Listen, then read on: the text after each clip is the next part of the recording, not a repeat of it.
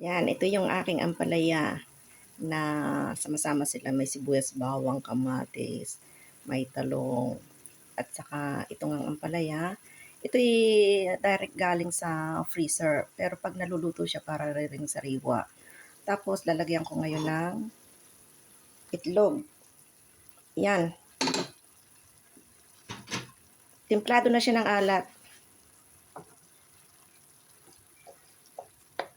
Hirap mag-video ng kung may hawak na camera ng isang kamay. Ayan.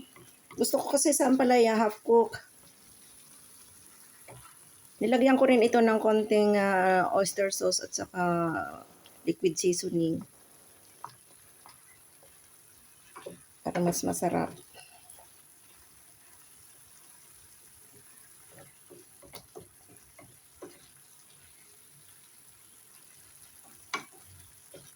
Tinikman ko na siya kanina. May alat na siya.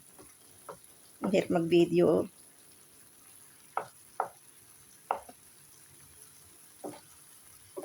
Dapat pala nagamit ko yung stand ng camera.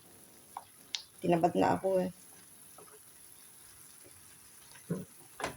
So, okay na ito. Hindi naman kinakailangan ang itlog eh. Dahil maluluto na rin siya.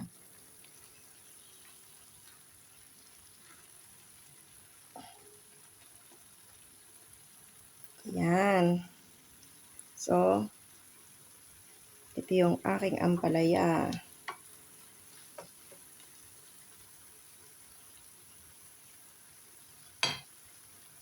Okay guys, papatayin ko na ang apoy kasi luto na siya.